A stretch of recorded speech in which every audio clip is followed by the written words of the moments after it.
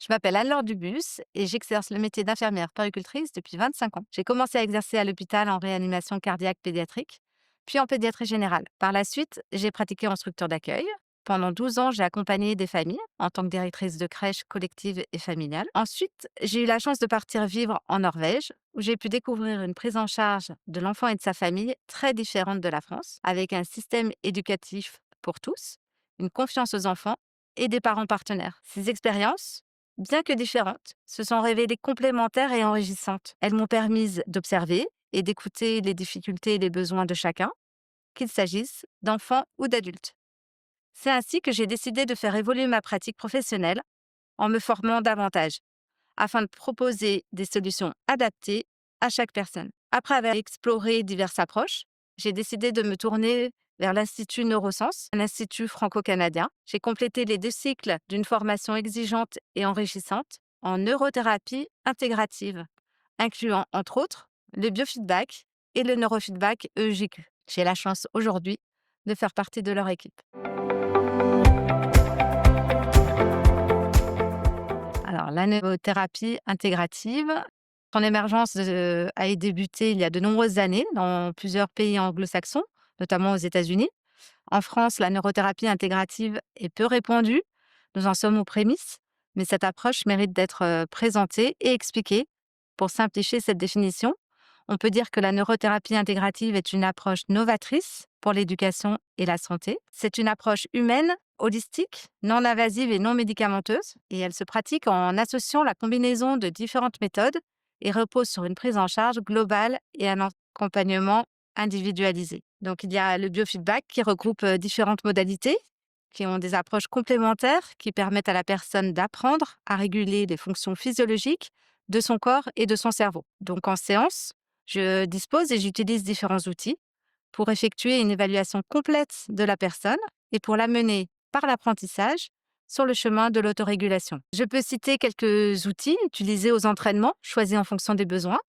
Le DA qui mesure les variations de la conductance à la surface de la peau, par exemple, ou une sonde de température pour travailler l'anxiété, une ceinture thoracique. On peut ajouter à cela l'éducation fonctionnelle posturale afin de renforcer la conscience du schéma corporel. Voilà pour vous donner quelques exemples. Et à toutes ces modalités, j'associe la modalité du neurofeedback EEGQ. EEGQ signifie électroencéphalogramme quantitatif. C'est l'analyse quantitative de l'activité cérébrale en temps réel. Il nous montre avant tout le raisonnement cognitif de la dysrégulation et des dysfonctionnements de la personne. Après un enregistrement de données, à l'aide d'un bonnet avec 19 sites, les données recueillies sont soumises à une base normative. Nous obtenons ainsi des cartographies précises qui permettent d'individualiser les entraînements en neurofeedback.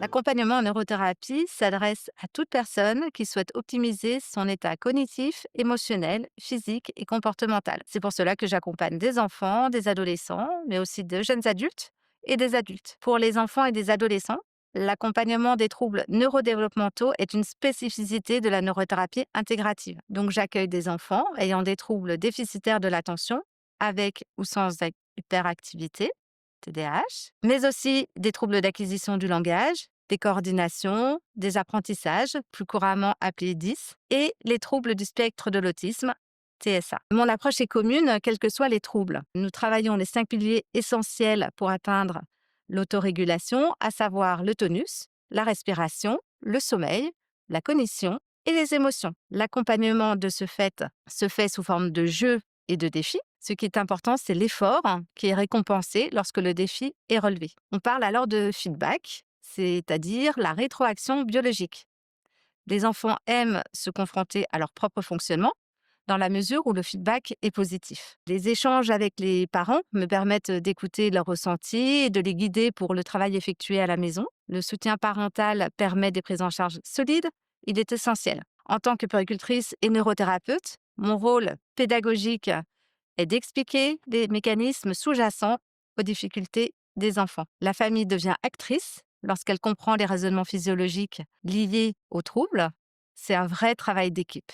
J'accompagne également de jeunes adultes et des adultes. Les difficultés rencontrées le plus souvent par ces personnes sont la fatigue chronique et les migraines, les troubles du sommeil, les burn-out et les dépressions, les troubles anxieux, les TOC, les stress post-traumatiques, sans oublier le TDAH chez l'adulte.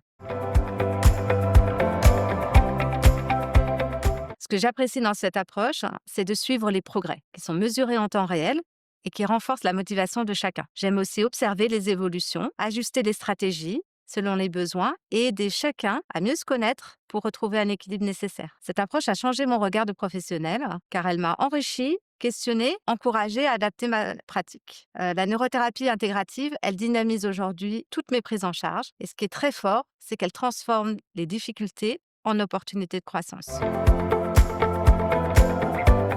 Oui, de nombreuses études scientifiques prouvent son efficacité depuis de nombreuses années. C'est un accompagnement qui intègre des outils concrets, testés, évalués. C'est en aucun cas une approche magique. La prise en charge n'est pas automatisée. Tout se mesure, se quantifie, s'évalue. Je m'appuie sur des électroencéphalogrammes quantitatifs, donc des mesures réelles, et sur des résultats mesurés à chaque séance. J'ajuste chaque séance en fonction des besoins des personnes. Pour garantir la qualité de l'entraînement, je m'appuie sur les mesures du jour. Les séances durent environ 1 heure et quart. Et en voici quelques étapes. Tout d'abord, un temps de relaxation et ou de cohérence cardiaque.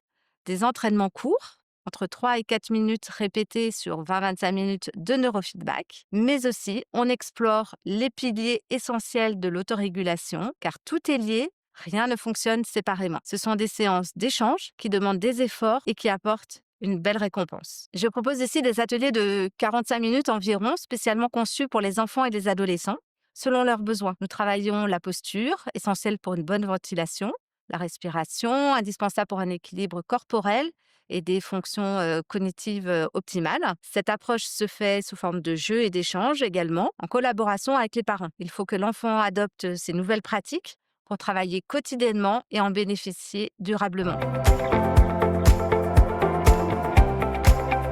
Je vous accueille à Écully, près de Lyon, en cabinet, et je me déplace à domicile dans les environs selon les besoins. N'hésitez pas à me contacter par téléphone ou par mail.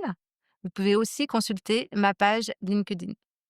Lors de notre premier rendez-vous, je vous présenterai cette approche, les outils utilisés, et nous pourrons élaborer ensemble un plan d'accompagnement personnalisé, parfaitement adapté à vos attentes. Pour en savoir plus sur ma démarche professionnelle, vous pouvez consulter le site de l'Institut Neurosciences, qui reflète une dynamique et une philosophie que je partage. Je vous remercie pour m'avoir accompagné dans cette découverte de la neurothérapie intégrative. Je vous dis à bientôt.